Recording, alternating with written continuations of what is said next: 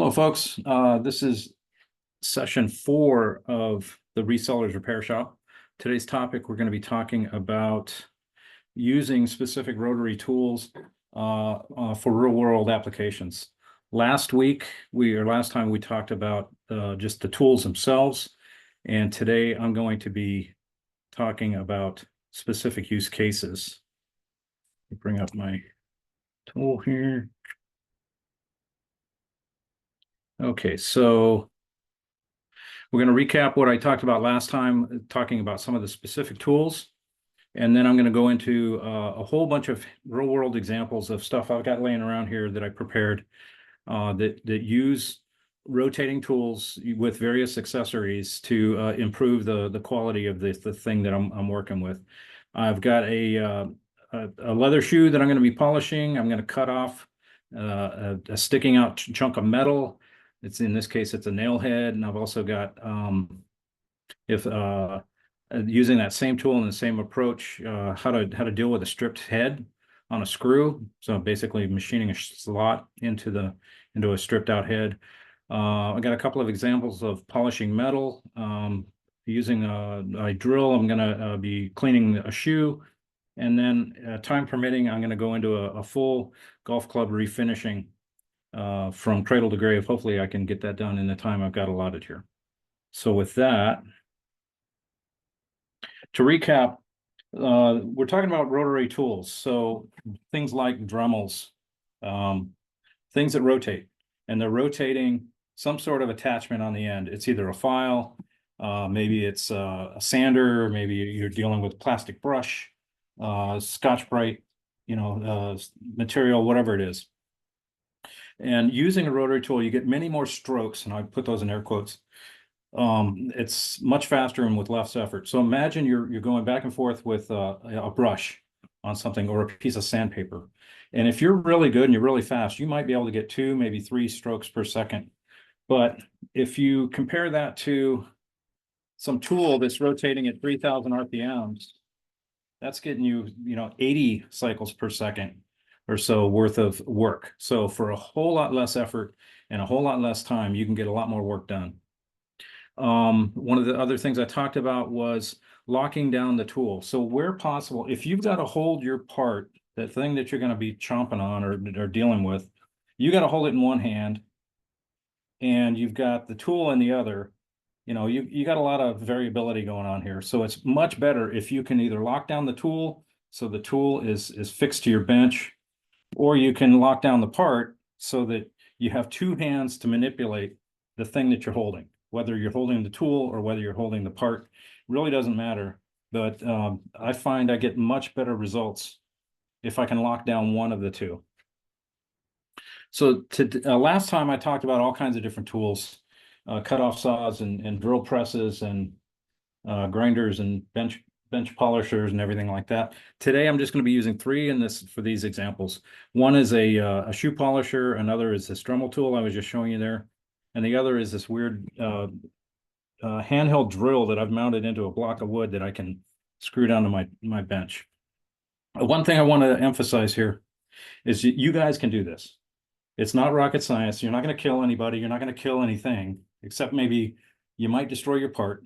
But well, you get better with time. But I just want to encourage you to have the courage to try some of this stuff, because you can really save yourself a lot of time, and it really opens up the door for you to make improvements to parts that otherwise you would have had to have charged a lot less for. So with that, let me go over my list here again. I'm going to be polishing a leather shoe. I'm going to be cutting off a nail head or a stray piece of metal, removing a stripped screw, polishing metal in a variety of forms, cleaning a shoe, and then refinishing a golf club. I may not be able to speak too much as I'm doing some of this because of the noises involved, but I will where I can. If possible, if you could hold your questions to the end, because I'm not sure how long this is going to take me to go, and I don't want it to go more than a half hour or so. But I definitely will address questions, but my preference would be to hold those to the end. So with that, I'm going to drop into polishing a leather shoe. I've got this thing, boy, this was a game changer when I bought this. I don't know how long ago I got it. This is a Dremel brand shoe polisher. And boy, this thing is nice. I almost always, if I don't clamp it to the table, it'll walk around on me. So I clamp it down. So now it won't move. I got a pair of Fry boots that I picked up a while back, and I've just polished them, and so they've got the thick coating of polish on here. They've also got polish in these crevices that are kind of hard to get to. I've also got some dirt here. I'm going to show you. I'm going to clean that in a second. But normally you would rub this with a towel and or some sort of brush. It might take, I don't know, a minute, maybe 2.5 minutes to truly go from applying the polish after it's dried to polishing it up. So with that, I'm going to use the Dremel. These things typically come with a red and a black side. Use them any way you want. Yeah, I use pretty much black. Any black goes on the black side, and everything else I do on the red. So I've got some brown stuff in here. I've got some white, some burgundy, whatever. But anyway, so I'm going to use this side. And I don't know how long it's going to take, but I'm estimating about 20 to 40 seconds or so.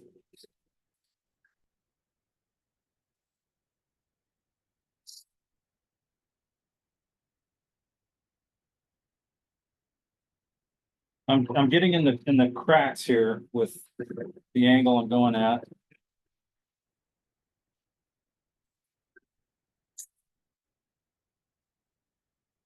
There we go. I'm basically done with this shoe. So nice and shiny. There's times when I get a shoe that's just kind of dusty or dirty. I'll do this to it and it looks great in 30 seconds. So that's polishing a shoe. The next thing I wanted to show you was out of the way.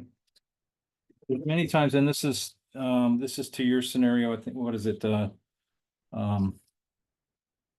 is that? Joe? Not Joe. With the Dremel situation.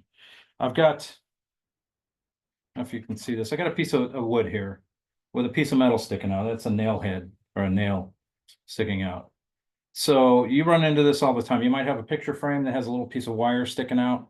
You could take a pair of wire cutters to it, but doing that, you might not get it close enough, or it might be some real heavy duty chunk of metal that you can't easily just cut off with a pair of pliers. On the other side here, I've got an example of a screw, and I deliberately gummed up the head so it's no longer it's kind of stripped out. You can't really get to it. So what I'm going to do here is use a Dremel with what's called a cutoff tool or a cutoff blade. You can see this super thin, very abrasive material, very fragile. These things are very easy to break. And I'm hoping I can get through these two cuts without breaking one, but to replace it's really, really easy. So with that, what I'm going to be doing is coming in as close to this surface as I can. I don't want to dig in too deep into the wood, but I'm going to just come in and cut that off. And then in the case of the screw head, what I'm going to do is come in and I'm just going to grind a slot right in here so that I can get a screwdriver into that slot.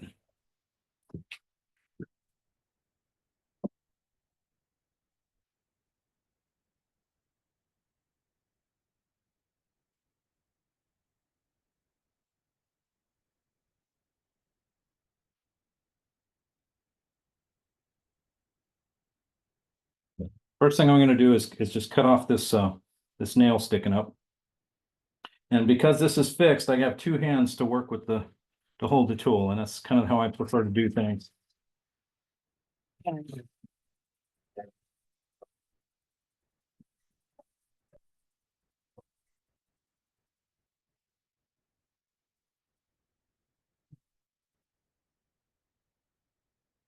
So now that's flush to the surface. No longer is that going to be an issue. So this other one here, let me get this a little closer. As I'm going to come in perpendicular to it and cut a slot for a screwdriver.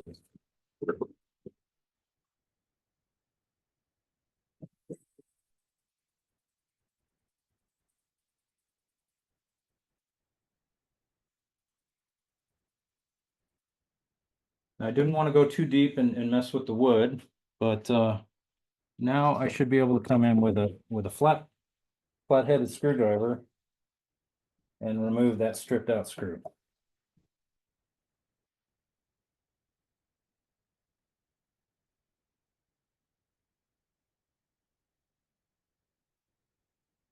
You get the idea though. Anyway, so that's using a Dremel to cut off a nail and to cut off to fix a stripped head.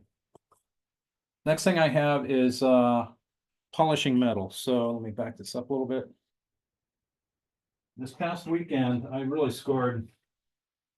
There was a guy that had a couple of golf clubs. This is a 1970s vintage pin putter. It's bronze. They're fairly valuable. They're worth about 50 to 75 bucks. I got this along with two other clubs for $5. But when I got this thing, it was black because it's a bronze. And so like this color this deep in here, imagine that threefold, the color, it was just black. And so I soaked this in vinegar for about 20 minutes and most of the black came off. I then used my custom little tool that I made to polish it up. So let me show you that process here. I'm going to bring this guy over,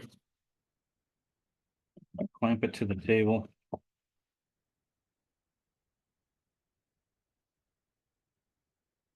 Again, this is just a drill that I mounted into a block of wood, or a couple of pieces of wood that allows me to then clamp it to the table. That way I can hold the part, in this case, the putter, and control what I'm doing.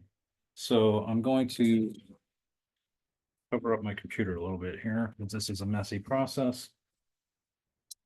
If you're doing this in your, this isn't going to work this way for a lot of people who work in their spare bedrooms or whatever, because it can be a little messy. It's going to be very loud.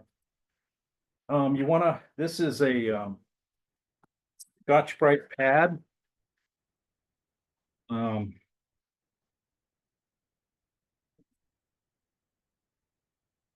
I bought these in a kit of other brushes and stuff, plastic brushes and Scotch-Brite. It has a bunch of different grits of Scotch-Brite. It got the red, black, orange.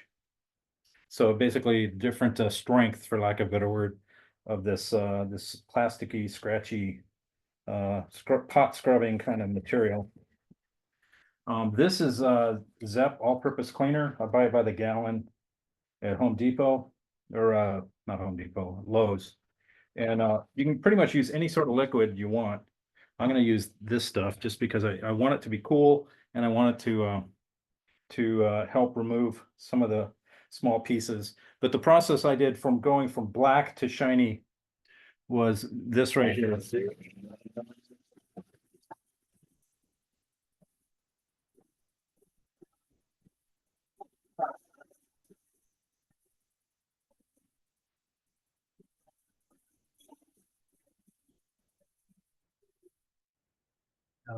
The total time I had into getting this to look like this is probably about 5 minutes.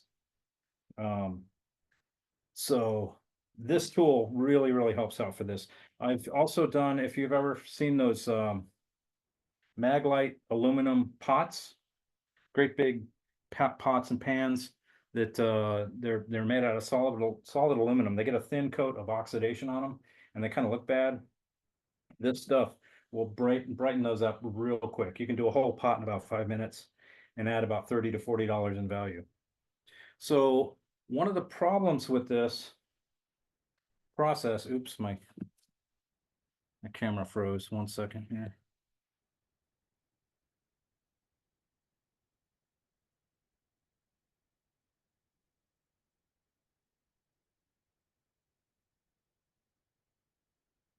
You guys there? Yes, we just see black, but we're here. Yeah, okay. Come on, camera.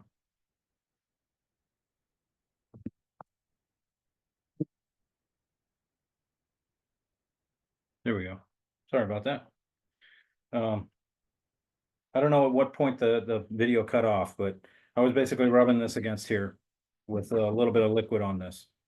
But what I can't do with this is get into some of these deep nooks and crannies. So there's some unique geometries going on here. I got a little bit of it right here. You can see it's kind of shiny, but down in here it's not. And then deep in this pocket, it's not either. So what I'm going to do now is use a different tool. For that, I'm going to go back to my Dremel. And like I mentioned, I picked these up at a garage sale. I noticed these are those Scotch-Brite tools. There's a whole bag of these things. There's probably 30 or 40 of these. This is why I bought the thing. I saw these, I was looking at these. She wanted $5 for this bag. I know I needed them because I have another Dremel. And she said, well, if you're gonna buy those, why don't you take this too? This is about a $50 Dremel. She goes, I'll sell you both of them for $10. So boy, okay, so that was a no-brainer. So I'm doing on time. So what I'm gonna do is lock this in. I'm gonna take this wrench,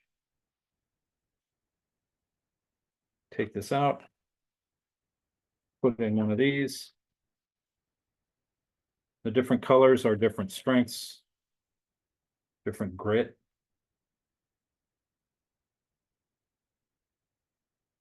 Now, again, following my basic rule where I hate holding anything, I'm going to mount this in the vise.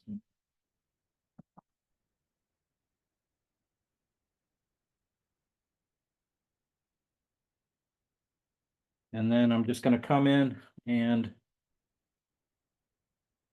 try to get this into the grooves. Because this is round and it's small, makes it really easy for me to get in there. So let me hit it with a little liquid. I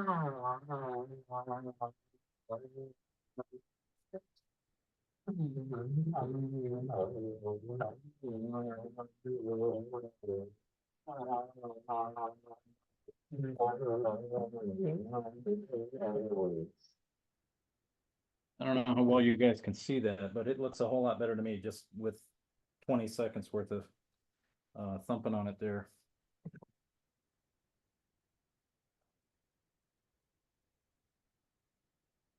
So now the two sides kind of match as far as the sheen, and I cleared up some of the grit that was in here. Not a lot. I mean, I might do that for another 2 or 3 times that amount of time to make this thing really sparkle. Anyway, this is, like I said, I got this for like $2 and it was black. I'm gonna list this thing today for probably $50. We'll see how it goes. And I doubt I would have got $50 with it being black. So what else do I have? Polishing a shoe. So you get this back over to here. Remove that. In that kit I bought, one of the things it included was a whole bunch of different wire brushes, or not wire brushes, but plastic brushes. And back when I was really cranking out a lot of shoes per day, I was doing this all the time. So let me lock this to the table. Where did my, there it is.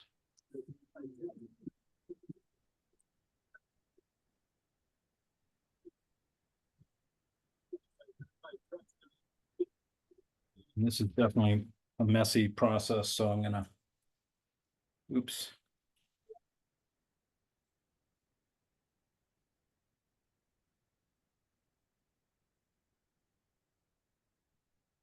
There we go. Sorry about that.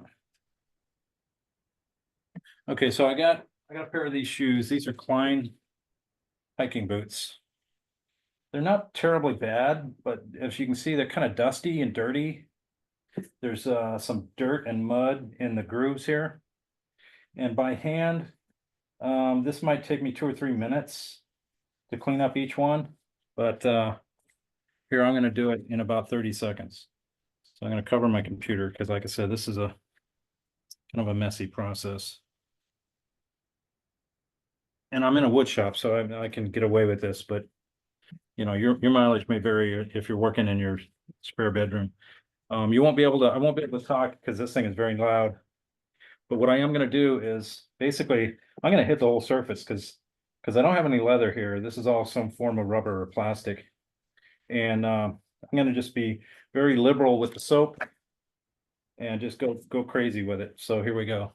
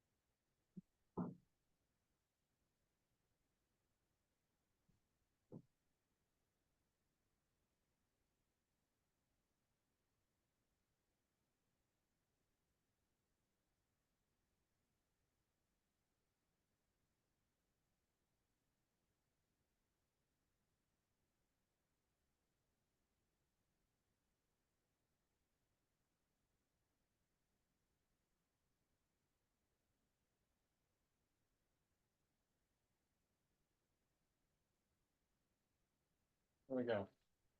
Now, what I would do is just pat this down, let it dry, and be ready to photograph. I love this for shoes because boy, does it cut a lot of labor out. Hey, Larry, do you have the other one by chance? Is it possible to, I understand it's not dry, but is it possible to see a side-by-side comparison of the one that you did versus the one you didn't? Yeah, so Nice. this one's got the mud, all the mud's gone. This had a really dusty, dirty thing going on. And this will dry and it will look a little bit like this, but right now it's black, so that would be good. If I really wanted to do this well, I would hit this with some oh, what is that stuff? Not Rain-X, but the stuff you squirt on rubber. The Folex. Yeah, no. No, there's the stuff for tires. What is that? Armor All. Armor All. Armor All. I'd hit this with some Armor All, and boy, it would look great for a month or two, because this is a plasticky rubbery surface. But yeah, so like you see the dust and dirt, and that's gonna be all gone. And I don't know how long that took, 45 seconds. So yeah. You said it's wet. Did you use water? I used a detergent. Okay. I could have used water. I mean, the real work is in this brush and the revolutions. And then the last thing I wanted to show you guys, and this might take a little bit, but actually, while I have it here, I have this this one I got with the ping. Just grungy, dirty. There's not a whole lot of scratches. There are scratches, but I'm not gonna worry about them. But right now, this is pretty dirty. So I'm gonna take care of this in about 15 seconds and get it sellable without having to put a whole lot of elbow grease into it. So again, let me show it. It's pretty grungy. The bottom is pretty messed up too. What you're showing us there while you work, would you say is that about average? Is that really bad, or is that, not very worn?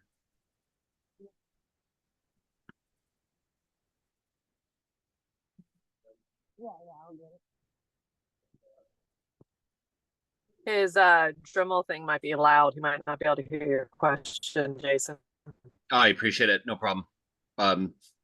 When he shuts it down, I'll poise it again, because I have a few. I'm sorry. He did ask that we hold all questions till he's done with his presentation. I apologize if I missed that. Much better in however long that took.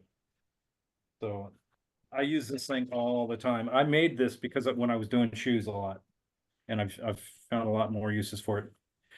So this last thing I'm going to do here is, I apologize for this being so heavy golf related, but these are my better examples for metal. This is just an iron. It's in pretty cruddy shape. The most notable thing is there's some deep scratches in this surface right here. So what I want to do is remove those scratches, remove some of this oxidation, the rust that's on here, clean up these grooves a little bit, and try to get this thing polished into a nice clean shape. I'm gonna spend no more than 5 minutes just because it'll be boring for you guys to watch this process, but I just wanted to show it to you. First thing I'm gonna do is use this tool and get these grooves. Then I'm gonna change this over to a sanding disc, and I'm gonna be using where's my sander? Oh, this guy. This particular tool, which has the Velcro on it, and I've got a variety of different grits of sandpaper that I'm going to be using. I'm going to start off with pretty aggressive 80 grit and work my way up to 1000 grit, and and then I'm going to move over to my polishing wheel and try to polish this. Again, I won't go more than 5 minutes. I could go a long time on this if I wanted to, but this is a pretty this is a brand I really don't care about, but I do have a set of these. This particular one is kind of messed up. So I might not speak for a minute, but that's what I'm doing.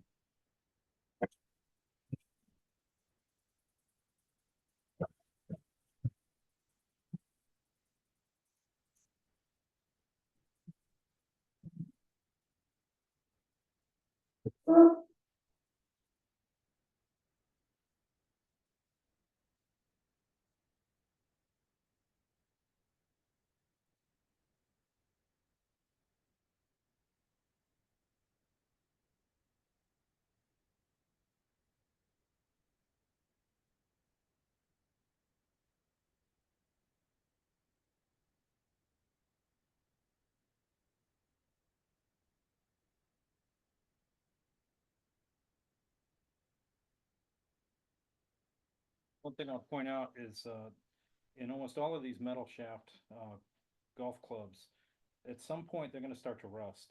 In the pre-rust process, it starts to get these little pocks of oxidation in them. What I was just doing there was removing those. So now there's really no evidence of any sort of rust going on. And I've got the grooves clear. Now I'm going to work on removing those scratches.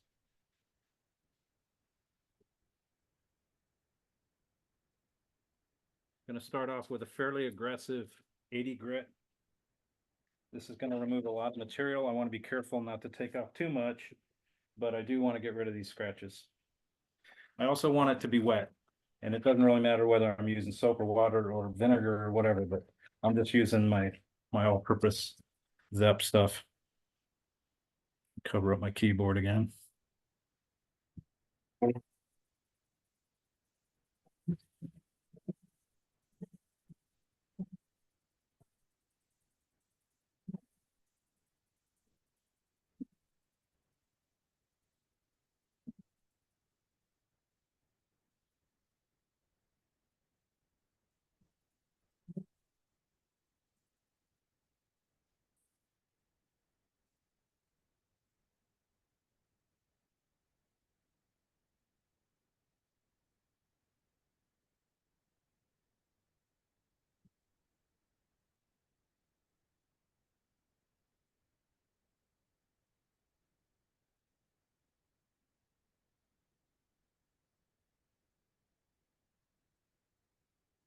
Couple of scratches real quick. Take those out.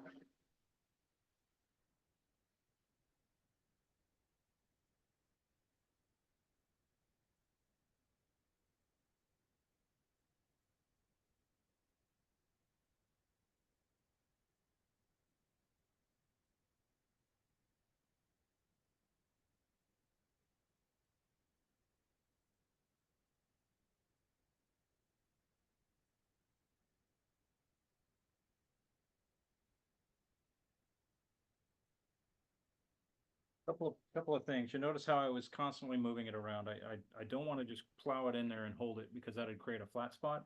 So you want to keep moving while you're on a tool like this. I've got probably 80% of the scratches out. There's still a couple of deep ones. I don't want to keep going because if I do, I'll end up grinding away the markings here, but this is much, much better than it was. And that's with 80 grit. So one of the things, and I apologize if this is obvious to you, when you're sanding on something, you're basically just creating lots of scratches.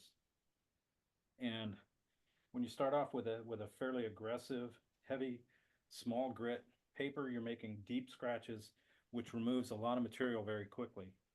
So then what you do is go to a smaller grit, in this case I'm going to 220, to do the same thing, but the scratches I'm making are much smaller. And you do that 2 or 3 times, then eventually the scratches are really, really small, and you got a really smooth surface.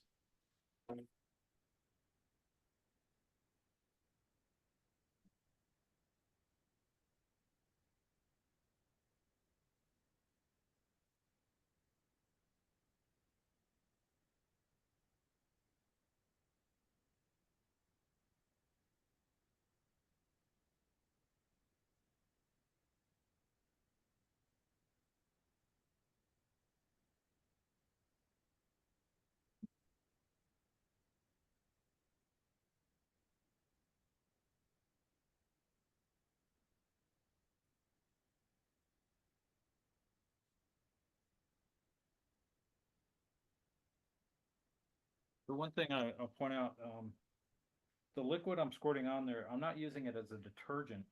It's doing 2 things. It's keeping this cool, so it's cooling, it's keeping the metal cold or colder.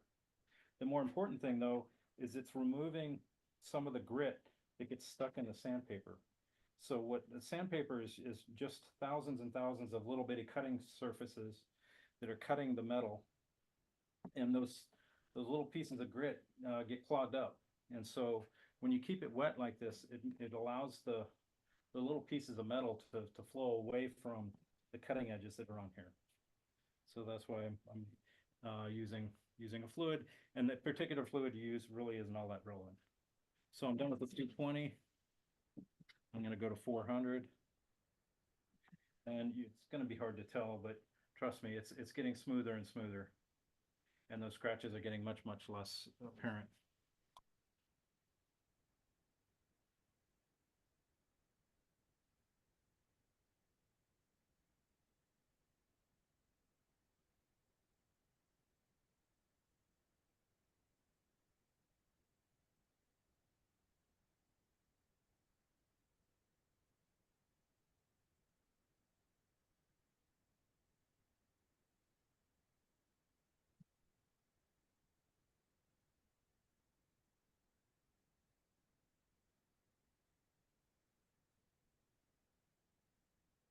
So that was 400 grit. I think I've got some 800 here. That's some 800. Hang on a minute.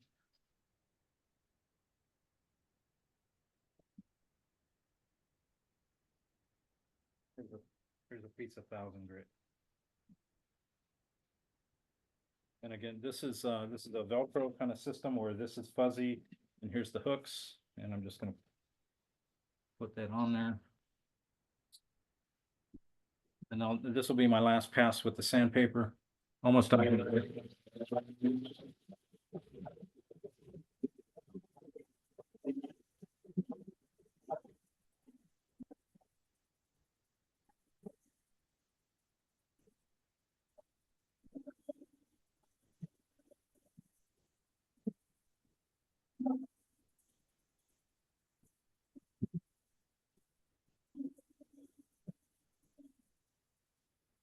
So that's it for the sandpaper. And now I'm going to go over to a polishing process right here. This is a bench grinder that I mounted 2 wheels on. These are cotton. They're made for this purpose. I put a rouge on there. This side is the rough and this is the fine. This is basically a clay that has little bits of grit in it. And the pieces of grit are bigger on the red than they are with the white. And pretty much all of these different systems that involve sanding or polishing, there will be colors involved. So the white is almost always the finest, red or black is almost always the darkest, or the more aggressive or bigger.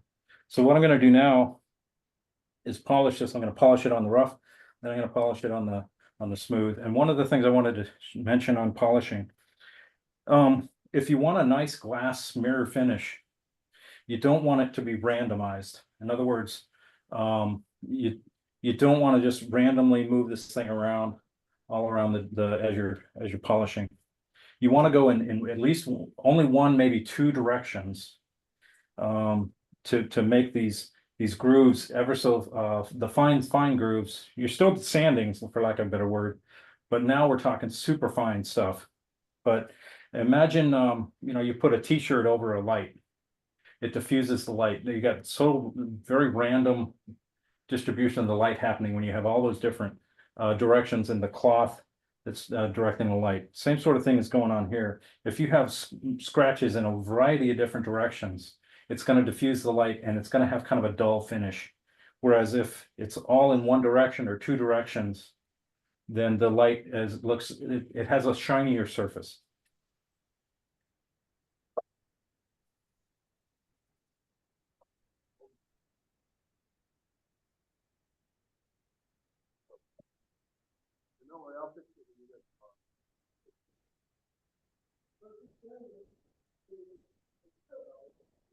I'm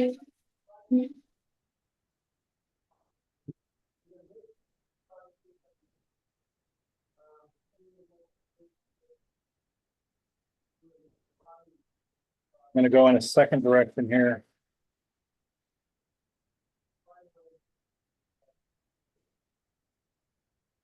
I'll get the face a little bit.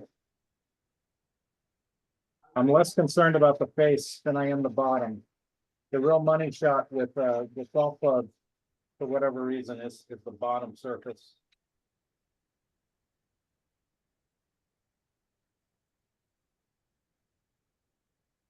Kind of tricky with the camera being here.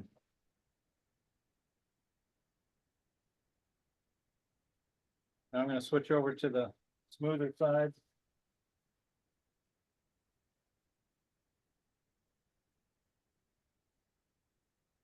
Again, I'm going back and forth. I'm not holding it in one place for too long. And I'm minimizing the random directions that I'm going here. I'm going to go in the second direction here.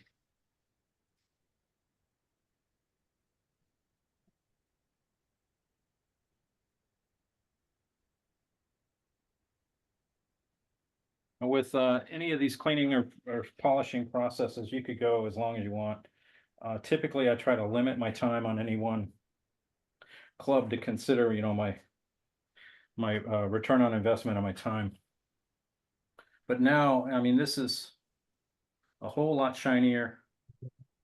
All of those, they're not all gone, but probably 80% of those scratches are gone. And it looks a whole lot better than it did. So I'm into this for about 10 minutes on this guy. And if I had a set of picture though, if you got 9 of these to do, you can spend a lot of time. In the case of a set of irons, if they're an expensive set, this is time very well spent. Because the set of pings I have, they're worth $150 if they look rough. They're worth $225, maybe $250 if they look pristine and well done. So in the case of golf clubs, the higher end golf clubs, it's definitely worth your time to try to improve them. So that is the demo.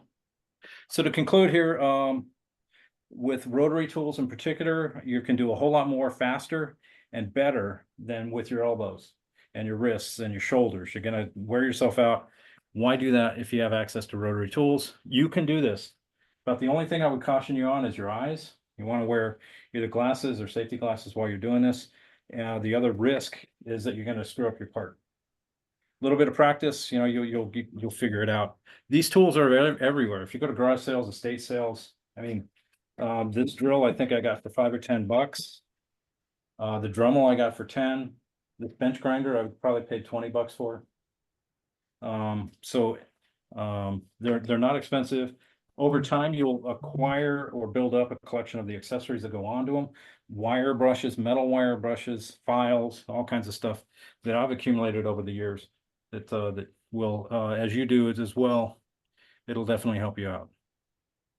So with that, I'll open it up to any questions.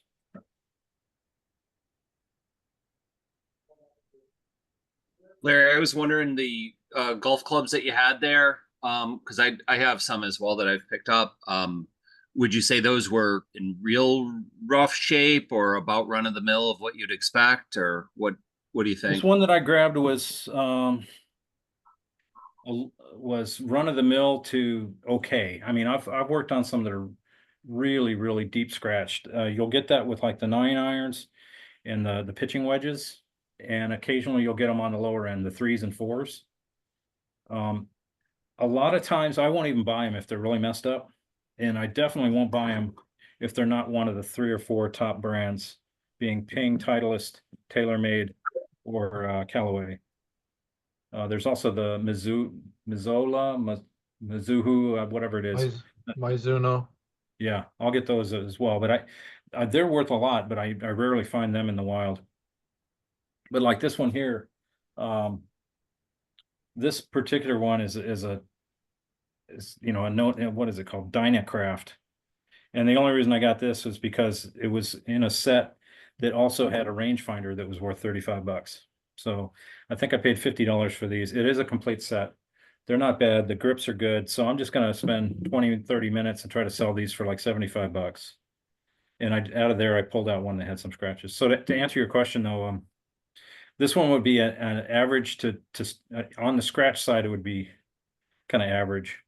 I try to avoid getting them that require this level of polishing because it is a lot of work. I mean, I would spend probably 15 or 20 minutes per scratched up iron, and you know, you have to weigh that against what's the value of the set. I wouldn't do this on a $75 set of clubs or irons. The $300, yeah, but $75, no. And just to clarify, I appreciate that. And to clarify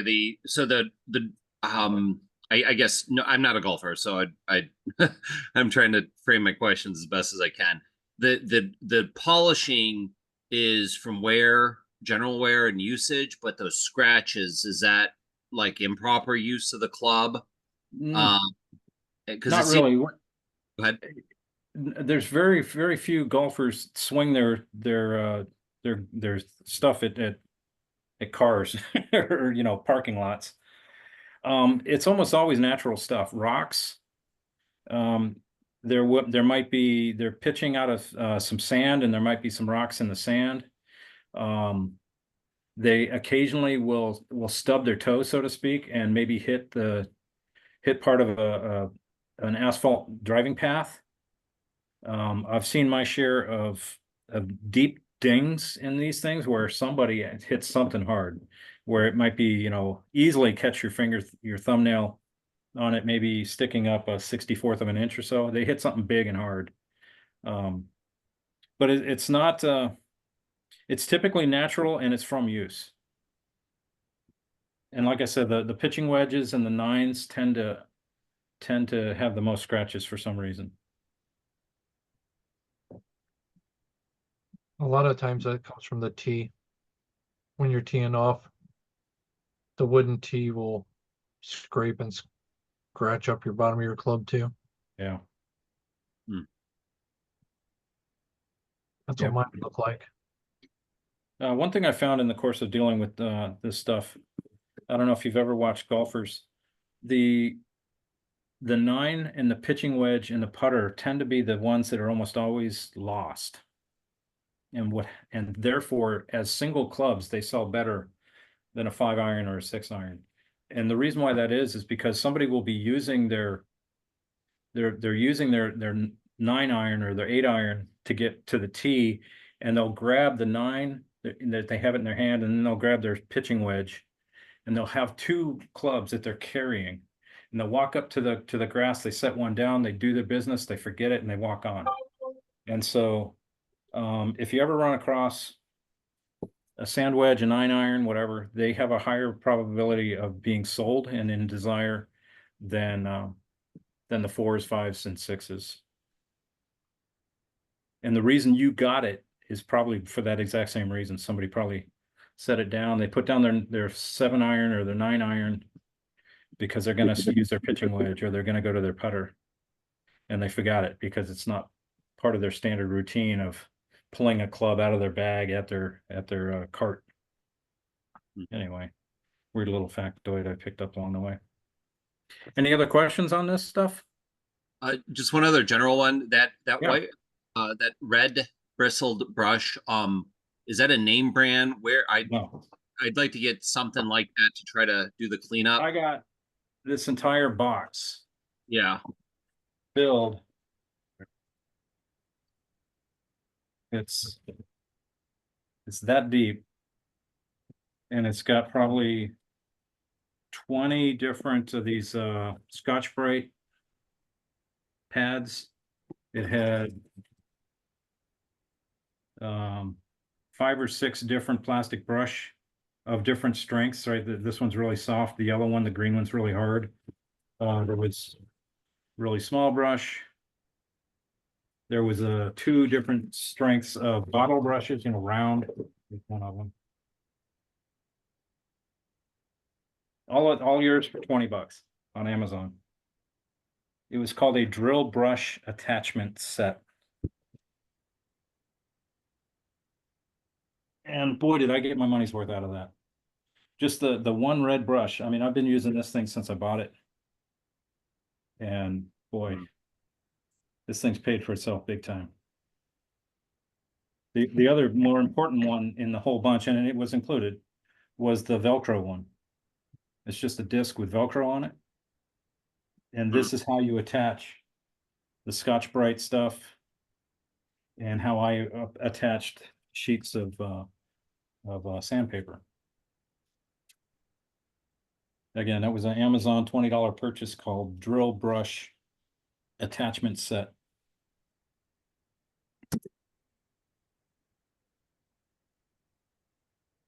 All right, well, thanks for attending, folks. Thanks for watching, and we'll see you on the next one.